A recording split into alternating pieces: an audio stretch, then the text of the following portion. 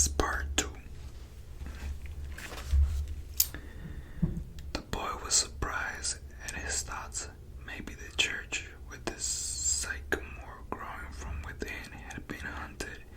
It had caused him to have the same dream for a second time, and it was causing him to feel anger toward his faithful companions. He drank a bit from the wine that remained from his dinner of the night before, and he gathered his jacket closer to his body. He knew that a few hours from now, with the sun at its zenith, the heat would be so great that he would not be able to lead his flock across the fields.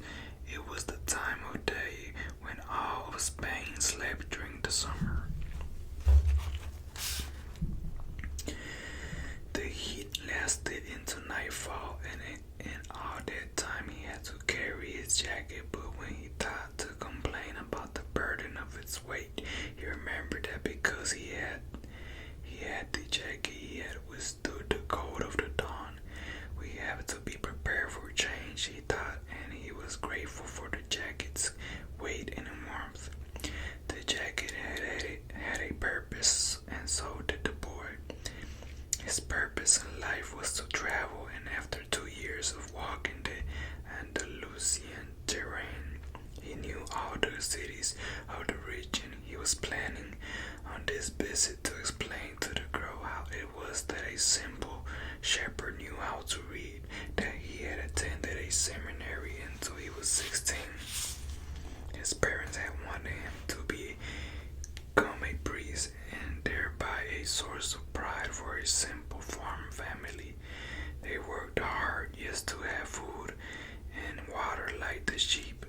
He had studied Latin, Spanish, and theology, but ever since he had been a child, he had wanted to know the world, and this was much more important to him than knowing God and learning about man's sins. One afternoon, on a visit to his family, he had to summon up the courage to tell his father that he didn't want to become a priest, that he wanted to travel. People from all over the world have passed through this village, son, said his father. They come in search of new things, but when they leave, they are basically the same people they were when they arrived. They climbed the mountain to see the castle, and they wind up thinking that the past was better than what we have now. They have blonde hair or dark skin, but basically they're the same as the people who live right here.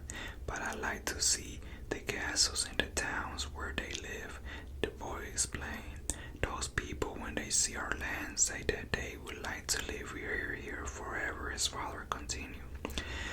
Well, I like to see their land and see how they live, said his son. These people who come here have a lot of money to spend, so they can afford to travel.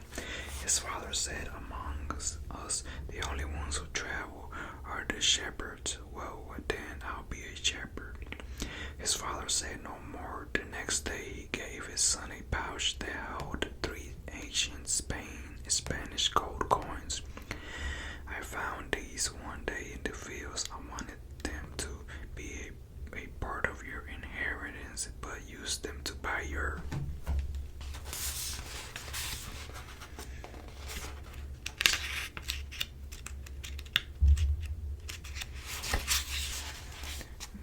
flock.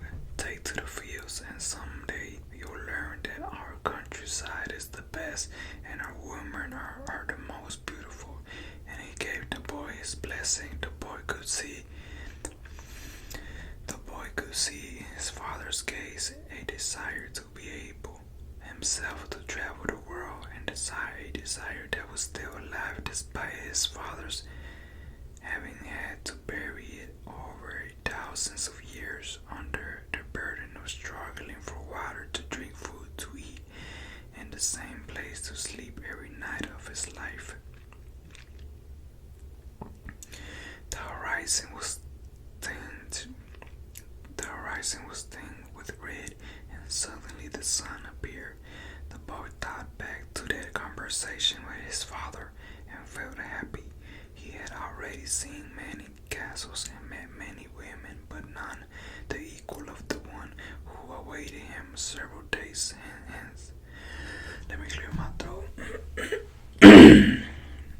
Sorry about that. But none the equal of the one who awaited him several days hence. He owned a jacket, a book that he could trade for another, and a flock of sheep. But most important, he was able every day to live out his dream. If he were to tire of the Andalusian fields, he could sell his sheep and go to sea. By the time he had enough of the sea, he would already have known other cities, other women, and other chances. To be happy, I could enough found God in the seminary. He thought as he looked at the sunrise. Whenever he could, he saw out a new road to travel. He had never been to that ruined church before. In spite of having traveled through those parts many times, the world was huge and inaccessible.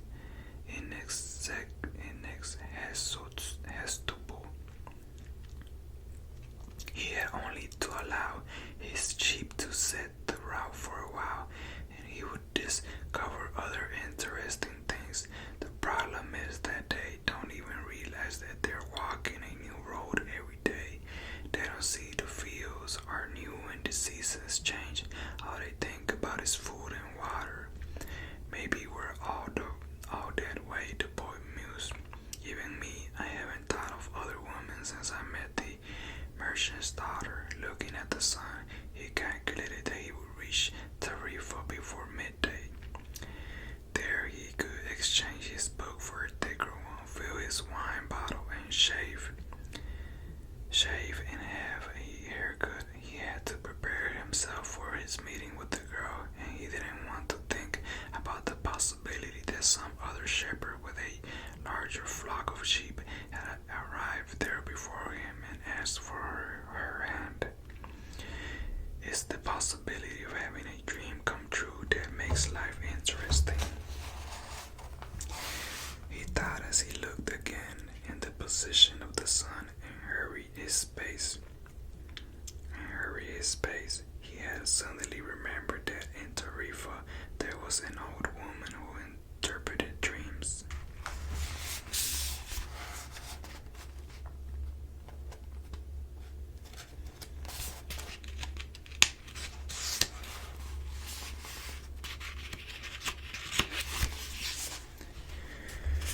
The old woman led the boy to a room at the back of her house. It was separated from her living room by a curtain of colored beads. The room's furnishing consisted of a table, an image of the Sacred Heart of Jesus, and 2 chairs.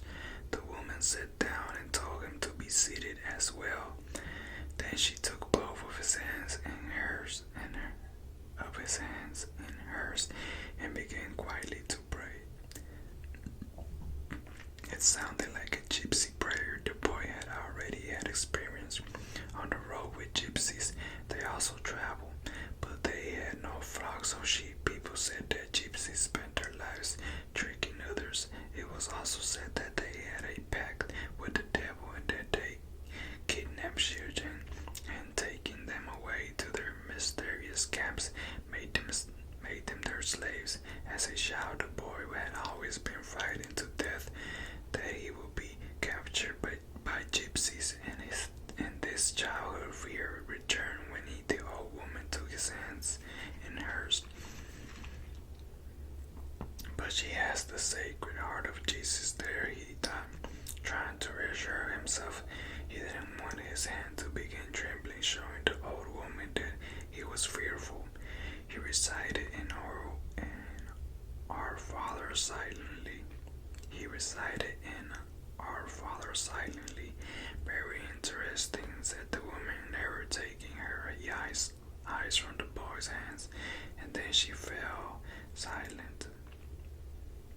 The boy was becoming nervous. His hands began to tremble, and the woman sensed it. He quickly pulled his hands away. I didn't come here to have you read my palm, he said. I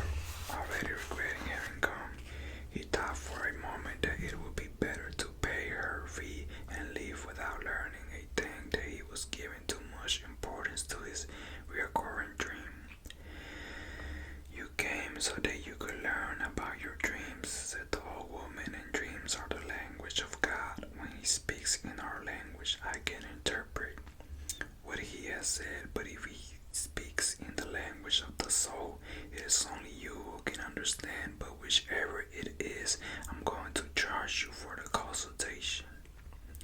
Another trick the boy thought, but he decided to take a chance. A shepherd always takes his chances with wolves and with drought, and that's what makes a shepherd's life exciting.